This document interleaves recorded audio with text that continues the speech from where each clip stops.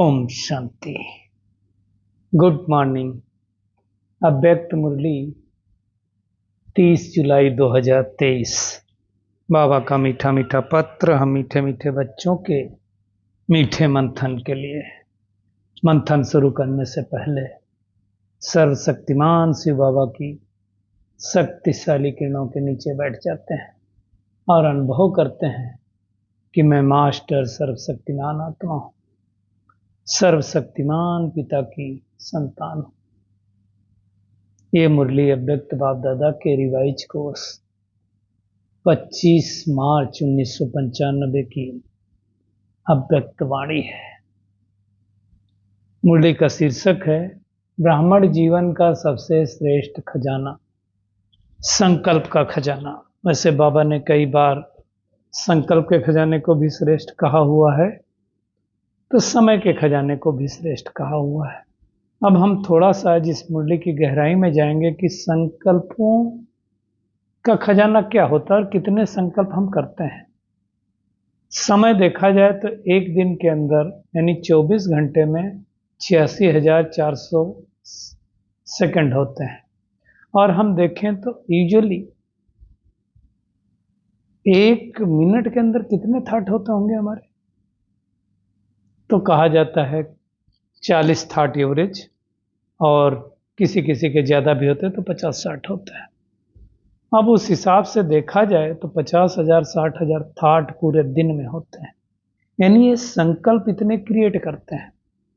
अब इतने संकल्पों को क्रिएट करने के लिए इनपुट कहाँ से आता है वो देखना पड़ेगा ना। संकल्प रॉ मटेरियल क्या है, संकल्प आते कहाँ से वो हमको समझना है, क्योंकि भगवान ने कहा ब्राह्मण जीवन का सर्वश्रेष्ठ खजाना है, संकल्पों का खजाना। तो संकल्प आए कहाँ से?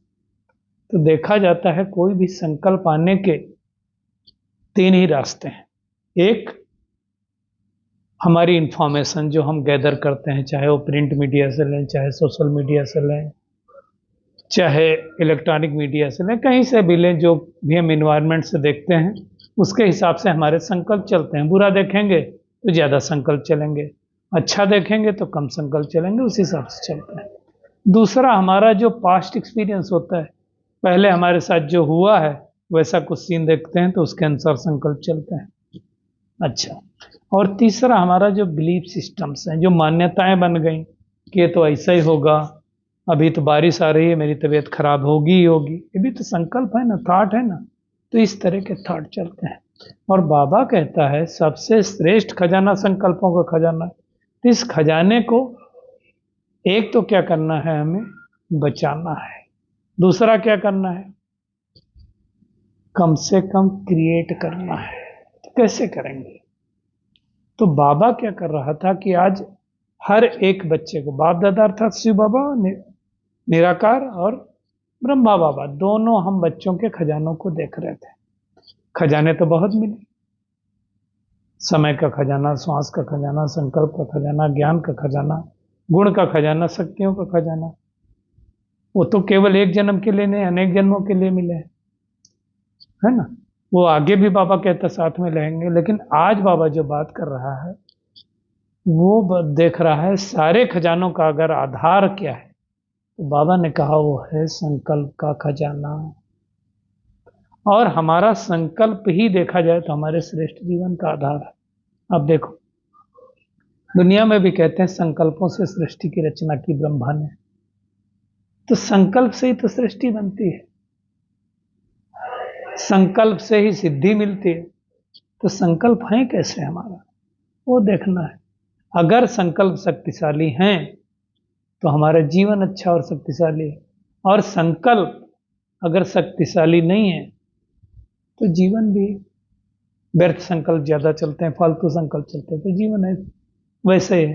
तो बाबा कहता है संकल्प का खजाना बहुत शक्तिशाली, और संकल्प द्वारा ही सेकंड में हम कहाँ से पहुंच जाते हैं, यहाँ से परमधाम, लंदन, अमेरिका, कहीं भी पहुंच सकते हैं। तो संकल्प शक्ति जो है रॉकेट्स की गति से भी ज्यादा तीव्र गति है। बाबा ने कहा जब चाहो, जहां चाहो, जैसे चाहो पहुंच सकते हो। बैठे बैठे कर्म करते हो लेकिन संकल्प से पहुंच सकते हो। और बाबा ने इतना तक कहा कि जिस स्थिति को अपना चाहो वो अपना सकते हो। संकल्पों से ही तो खुशी और गम होती है। आप देखो सब कुछ अच्छा चल रहा है ना। और किसी ने आकर के बताया कि आप गाड़ी में थोड़ा सा, आपकी गाड़ी में खरोच आ गई, गाड़ी खराब हो गई। अब हमने संकल्प कर लिया कि मेरी गाड़ी खराब हो गई, तो हमारे संकल्प कैसे हो जाएगी, हमारी स्थिति कैसी हो जाएगी, खुशी कैसी हो जाएगी। तो संकल्प ही तो सब क्रिएट करते हैं। इसलिए बाबा ने कहा जिस स्थिति को अपनाना चाहो, चाहे श्रेष्ठ, चाहे खुशी की, चाहे व्यर्थ, चाहे कमजोरी की, सेकंड के संकल्प से अपना सकते हो। इसका मतलब हमें खुश रहना है, ना खुश रहना है, टेंशन करना है, वो हमारे ऊपर डिपेंड करता है।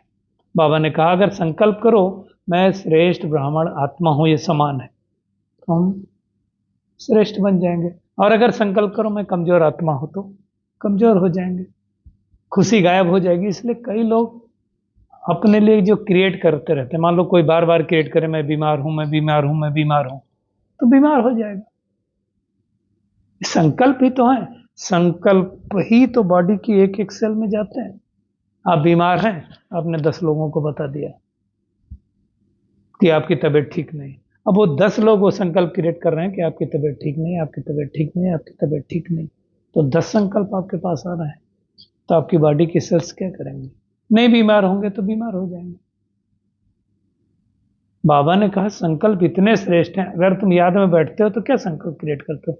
मैं बिंदु आत्मा हूं, मैं फरिश्ता हूं, तो इसके आधार से ही तो संकल्प बनता है। इसलिए कहा जाता है संकल्प से सृष्टि। बाबा ने कहा ज्ञान का आधार भी संकल्प है।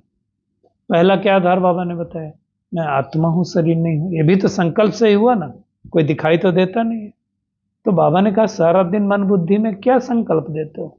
यही ना कि मैं शरीर नहीं हूं, आत्मा हूं।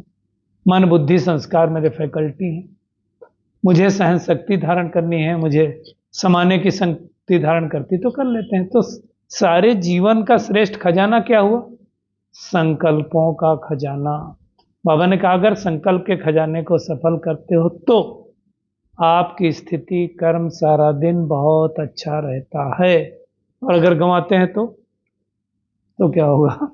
तो जो स्थिति चाहे हम नहीं बना सकते। अब सोचो कि हमारे सारे दिन में संकल्प होते तो हैं, संकल्प तो करना ही है, उसमें कितने समर्थ होते हैं, कितने व्यर्थ होते हैं, वो हमें चेक करना है। व्यर्थ संकल्प होंगे तो बाबा कहता निर्णय भी ठीक नहीं कर पाएंगे। क्यों? बुद्धि कमजोर होगी तो निर्णय कैसे कर पाएंगे? कंफ्यूज होंगे तो कैसे कर पाएंगे? मुझे हुए होंगे, फिर क्या करूं नहीं करूं स्पष्ट नहीं होगा। इसलिए देखो कई लोग जाते हैं रोड पे भी कंफ्यूज होते हैं, इधर जाऊं कि उधर जाऊं, मोड़ूं कि नहीं मोड़ूं। ये कंफ्यूजन वाली स्थिति बहुत खराब होती है। अब आप सोचो आप एक रोड पे जा रहे हो, पहले आपने सोचा लेफ्ट में मुड़ना है इस वाले टर्न से, सेकंड संकल्प किया नहीं नहीं नहीं मुड़ना नहीं, अभी राइट जाना है। तो अब आपके जो पीछे आ रहा है उसको भी तो कंफ्यूजन होगा और एक्सीडेंट हो जाएगा। इसी प्रकार संकल्पों की गति होती है। संकल्प अगर फास्ट होंगे तो कंट्रोलिंग पावर नहीं होगी, कंट्रोल खत्म हो जाएगा, फिर खुशी गायब हो जाएगी, जीवन जीने का मजा ही नहीं आएगा। तो क्या करना है? अपने संकल्पों को चेक करना है और सोचो अगर हमारे अंदर कोई खुशी जा रही है, कोई गम जा रहा है, कोई उदासी हो रही है, तो हमें कुछ और नहीं चेक करना है, अपने संकल्पों को चेक करना है। जरूर कहीं ना कहीं व्यर्थ गंवाया होगा, कोई ना कोई गलती की होगी जिससे व्यर्थ खाता बड़ा होगा। बाबा ने उसका एग्जाम्पल भी दिया। मान लो आपके शरीर में कोई छोटी बीमारी हो, फॉर एग्जाम्पल डॉक्टर ने आपको बोल दिया कि आपका बॉर्डर लाइन शुगर है, शुरुआत हुई, फिर भी आपने कंट्रोल नहीं किया तो क्या होगा? धीरे धीरे बॉर्डर से ज्यादा हो जाएगी। फिर क्या होगा? फिर आप कोशिश करेंगे तो रिवर्स करने में मुश्किल होगी। इसी प्रकार से पहले संकल्प भी सूक्ष्म रूप से आते हैं। कब आते हैं? जब कोई ना कोई हम गलती करते हैं, तो हमें चेकिंग करनी है कि कहाँ ना कहाँ हमने कोई ना कोई गलती करी है। व्यर्थ आने का रीजन तो यही होता है और तो होगा नहीं।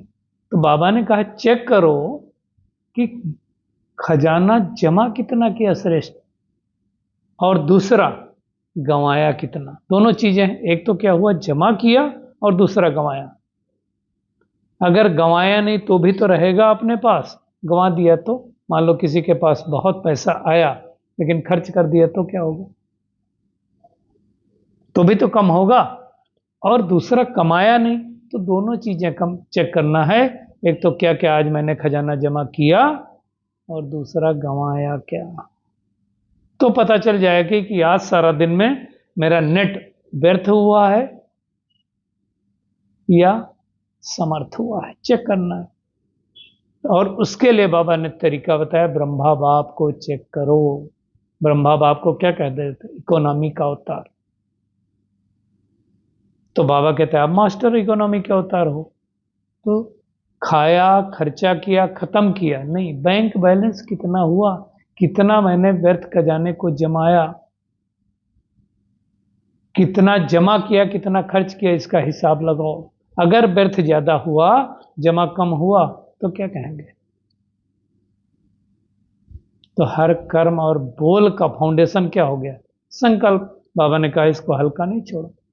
2 मिनट चले गए तो क्या हुआ? 2 मिनट में कितने संकल्प चले गए? 1 मिनट में जब 30-40 संकल्प होते हैं तो कितने संकल्प चले गए? और व्यर्थ संकल्पों की तो हमको पता है, बाबा ने भी कहा है स्पीड तेज होती है। 1 सेकंड में यहाँ से अमेरिका पहुंच जाओ। तो बाबा कहते हैं संकल्प शक्ति की बचत करो, और फिर रात में चेक करो कि हमने कितना जमा किया, कितना खर्च किया। बाबा ने एग्जाम्पल भी दिया, अगर कोई 10 पाउंड या डॉलर खर्च करना होता है और 1 पाउंड बचा ले, तो कितने बचे जाएंगे? छोटी छोटी बचत। आजकल जो सिस्टमेटिक इन्वेस्टमेंट प्लान चलता है वो क्या है? लोग कहते हैं अगर आप 10 रुपया भी रोज बचाओ तो 50 साल के बाद वो करोड़ों की संपत्ति हो सकती है। तो कहने का भावार्थ है कि हमारे जो छोटे छोटे संकल्प वेस्ट हो रहे हैं, उनको चेक करना है। बाबा ने कहा 1 घंटे को भी चेक करो, तो 1 घंटे में देखेंगे 5-10 मिनट जो व्यर्थ हो रहा है उसको जमा करो। तो 12 घंटे में 5-5 मिनट करो तो 60 मिनट तो हो ही गए।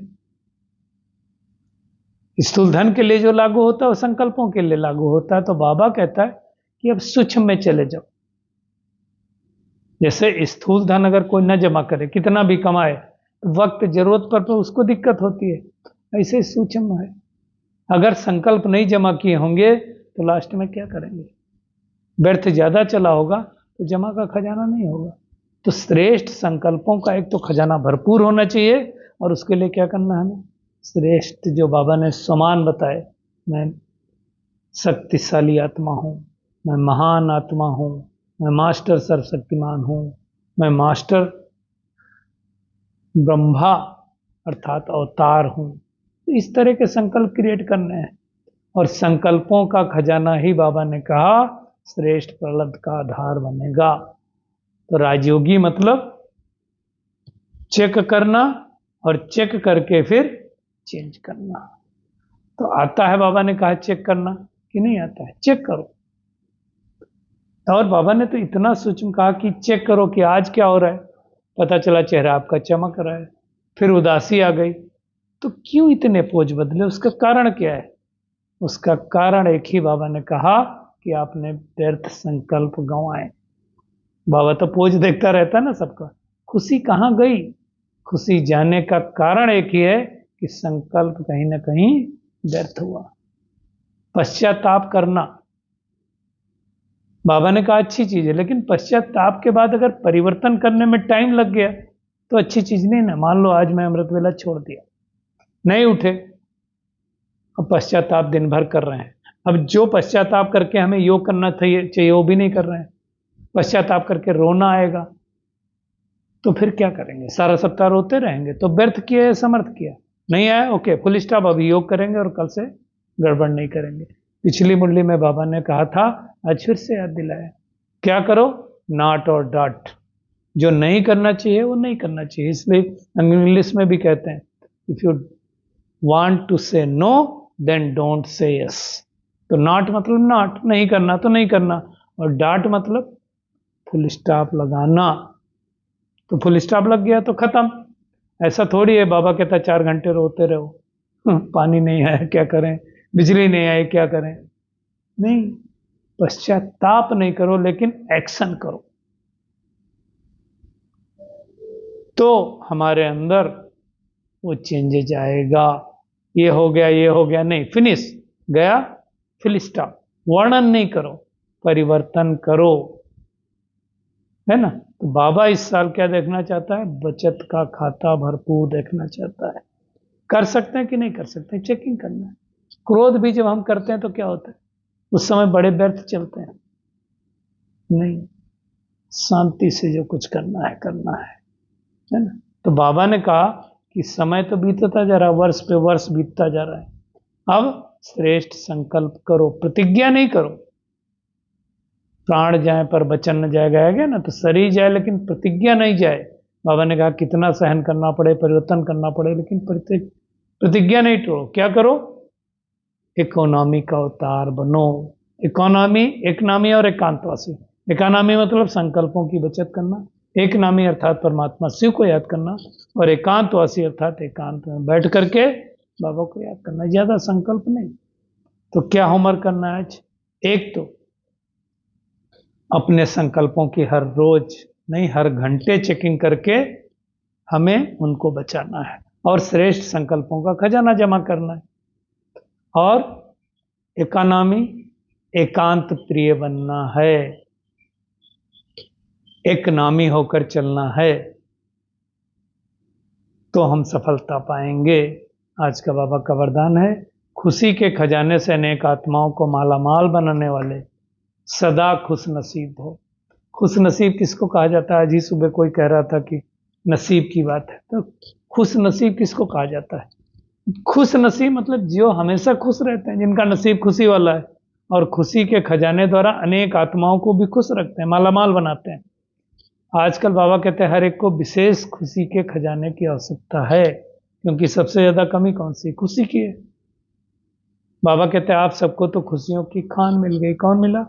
परमात्मा मिल गया, तो खुशियों की खान मिल गई। तो खुशियों का बाबा कहता है वैरायटी खजाना आपके पास है। क्या करो? सिर्फ इस खजाने के मालिक बन करके जो मिला है उससे खुद के प्रति लगाओ और दूसरों के प्रति लगाओ, तो मालामाल अनुभव करेंगे।